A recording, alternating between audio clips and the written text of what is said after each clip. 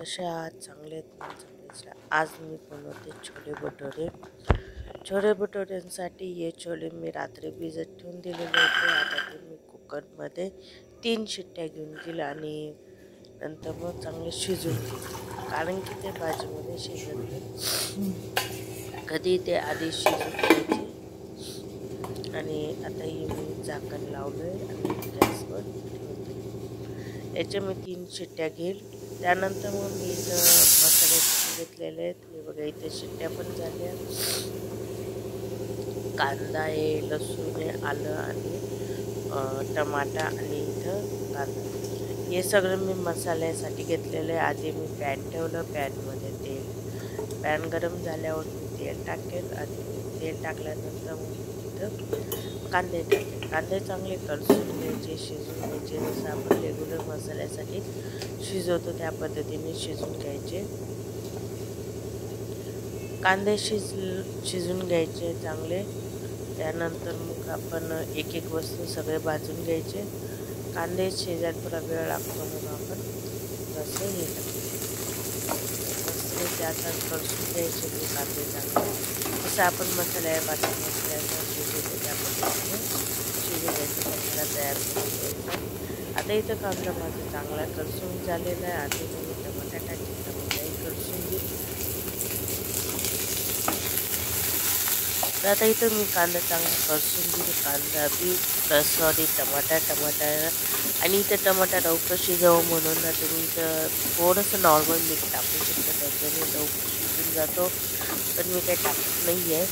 त्यानंतर मग टमाटा चांगला शिजल्यानंतर इथे आपण लसूण, आलं जे आपले मसाले ते टाकू शकता, टाकून घ्यायचे आणि तेही चांगले कलसून घ्यायचे.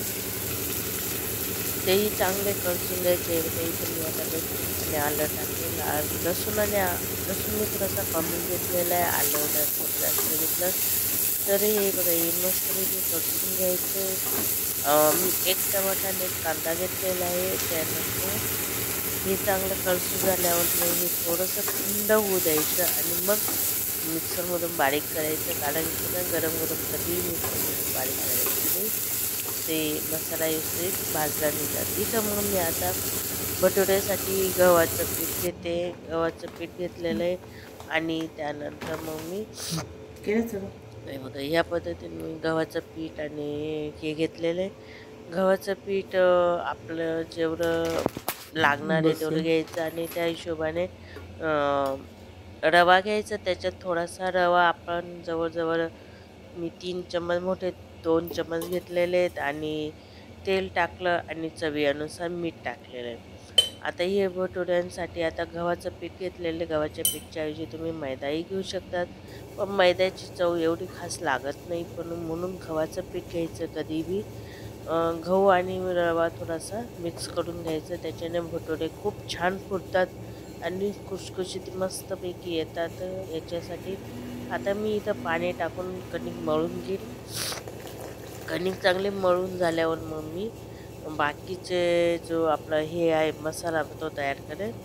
हे बघा, इथं मी आता चांगलं माझं कणिक मळलं गेलेलं आहे आणि त्यानंतर मग मी कणिक मळून मी हे मसाला काढलेला मसाला माझा थंड होऊन गेलेला आहे, तो मिक्सरमधून बारीक करून घेईल. मिक्सरमधून मी बारीक झालेला आहे माझा. आता मी हे जे भटुरे आहेत ते छोले ते माझे चांगले शिजून गेलेले ते मी साईडला ठेवेल आणि त्यानंतर परत तोच पॅन मी घेईल, ज्या पॅनमध्ये आपण मसाला तयार केला त्याच पॅनमध्ये तेल टाकून मी मसाला कलसून घेईल आणि मसाला चांगला कलसू द्यायचा. त्याच्यानंतर मग आपले जे मसाले आहेत ते टाकायचे.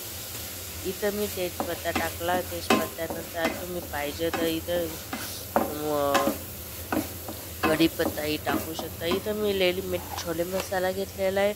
छोले मसाला पण वापरू शकता तुम्ही, छान टेस्ट येते. मी आज छोले मसालाच वापरणार आहे आणि घरचं बाकीचं थोडासा मसाला वापरणार आहे. थोडासा मसाला टाकायचा आणि तिखट आपल्याला किती पाहिजे त्या हिशोबाने टाकायचं, जास्त टाकायचं नाही. आणि इथं मी आता थोडंसं पाणी टाकलं, जे माझे मिक्सरमध्ये होता थोडासा मसाला तोही टाकून दिला. तर इथं हे बघा, मी थोडंसं पाणी टाकून अजून थोडंसं शिजून घेते. जोपर्यंत तेल सुटत नाही तोपर्यंत शिजू द्यायचं चांगल्यापैकी. जेवढा मसाला तुम्ही चांगला शिजवणार तेवढीच टेस्ट चांगली येते.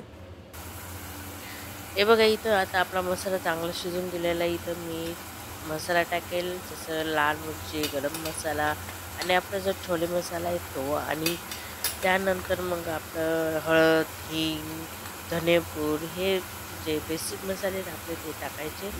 ते चांगले कलसून घ्यायचे आणि त्यानंतर मग आपण जो छोले शिजवलेले ते टाकायचे.